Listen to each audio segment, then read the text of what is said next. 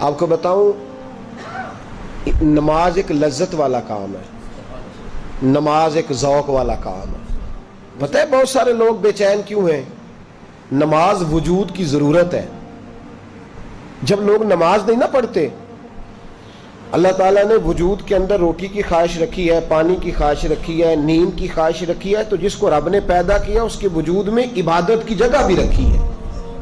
تو جب ہم سویرے اٹھ کے نماز نہیں نہ پڑھتے، اس کا مطلب یہ ہے کہ پھر ہمارا دن صحیح روشن نہیں ہوتا۔ اس بندے کا دن اصل روشن ہوتا ہے جو سویرے اٹھ کے پہلے نماز ادا کرتا ہے۔ ظہر کا وقت آیا پھر نماز پڑھے، عصر کا وقت آیا، اور میرے نبی پاک علیہ السلام نے فرمایا الصلاۃ عماد الدین، نماز دین کا ستون ہے۔ ستون کا مطلب ہوتا ہے کہ جس پر چھت کھڑی ہوتی ہے۔ تو دین کی جو عمارت ہے نا، اس کی مضبوطی کب آئے گی؟ جب آپ کو ایک بات بتاؤں پتہ کی، اس کو یاد رکھنا، بے نمازی بندہ جو ہوتا ہے نا، بے نمازی، وہ دنیا کا سب سے بڑا بے وفا ہے اور سب سے بڑا ناشکرا ہے۔ آپ اگر بے نمازی سے وفا کی توقع کریں یا شکر کی توقع کریں کہ وہ کسی کا ساتھ دے گا، تو یہ زیادتی ہے۔ اس لیے کہ جس نے رب کے ساتھ ہی وفا نہیں کی، جس نے ساری نعمتیں دینے والوں کا شکر ادا نہیں کیا، تو وہ تیرا میرا کیسے کرے گا؟ صحابہ کہا کرتے تھے کہ یا اللہ جنت میں بھی نماز کی توفیق دینا، وہاں بھی دل نہیں لگے گا۔ جس بندے نے نماز ہی نہیں پڑھی، باقی وہ کیوں ٹمکٹوئیاں مارتا ہے؟ اصل روٹی ہے، روٹی ایک بندہ کھاتا نہیں، وہ سلاد بھی کھایا جاتا ہے، پانی بھی پیے جاتا ہے، چٹنی بھی استعمال کرتا ہے، تو روٹی کھا نہیں رہا، تو اس کو کوئی بندہ بھی کھانا نہیں کہے گا، کہے گا اس نے تو بس ایسے ہی۔ تو نماز معراج کا تحفہ ہے، اور دیکھو یار اس کی عظمت کو سمجھو، یہ وہ تحفہ ہے جو اللہ نے بھیجا ہے، اور آج تک مومن سمجھ ہی نہیں سکا کہ تحفہ اللہ نے بھیجا کس کے؟ نبی پاک کے ہاتھ۔ یہ چھوٹی بات ہے؟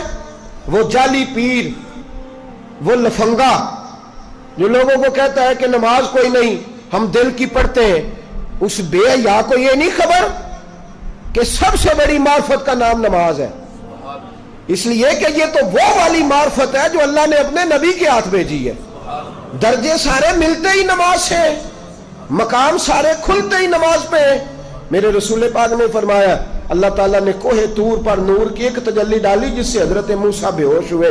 فرمایا جب میرا امتی اللہ اکبر کہہ کے نماز کی نیت باندھتا ہے، رب کریم اس پر اس طرح کے نور کی 70 تجلیاں ظاہر فرماتا ہے۔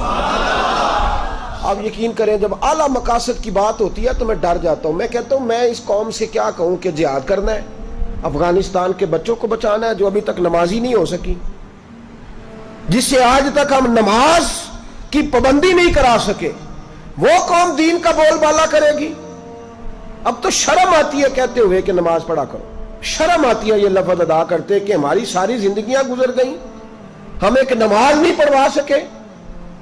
ایک بات اور یاد رکھنا، جو مجھ سے زیادہ پیار کرنے والے لوگ ہیں، میرے قریب رہنے والے، اگر میں نے کسی سے نماز کا پوچھنا چھوڑ دیا ہے نا، تو اس کا مطلب یہ ہے کہ میں سخت اس شخص سے بیزار ہو گیا ہوں، اب میں پوچھتا ہی نہیں اس سے۔ کتنا کو بندہ پوچھے؟ جب بہت سارے کام کوئی بندہ چھوڑ جاتا ہے نا، وہ حضرت رومی فرمایا کرتے تھے جب تیرا کوئی محبوب تجھ پہ غصہ کرنا چھوڑ جائے تو پھر سمجھ لینا تیرا اس کا تعلق کمزور ہو گیا۔ جب وہ تیرے اوپر جتنا زیادہ جلال کرتا ہے، اس کا مطلب ہے کہ اس کا تجھ سے پیار اتنا ہی زیادہ ہے، اور جس دن وہ کہہ جائے نا نہیں اس نے نہیں سمجھنا، وہ چپ کر جائے، تو اس دن سمجھ لے کہ تو ناکام ہو گیا، تو محبت میں ہار گیا، خدا را۔ نماز تو حسن ہے دین کا۔ تو کیسے سویا رہتا ہے جب اذان ہو جاتی ہے؟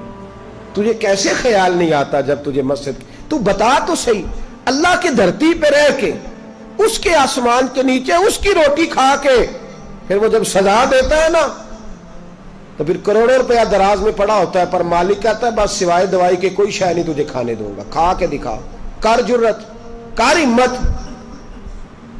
پھر اس وقت خیال آتا ہے، پھر لوگ اللہ تعالیٰ معاف کرے ہسپتال کے بیڈ پہ نجتے باندھ کے لیٹے ہوئے، کیا مطلب ہوا؟ جب تیرے پاس موقع تھا، جب تیرے پاس وقت تھا، تب تو نے کیوں نہیں پڑھی؟ بے نمازی اتنا بڑا ظالم ہے کہ وہ اللہ تبارک و تعالیٰ کی ساری نعمتیں کھاتا جاتا ہے، ہڑپ کرتا جاتا ہے، اور اس کے حکم کی پیروی نہیں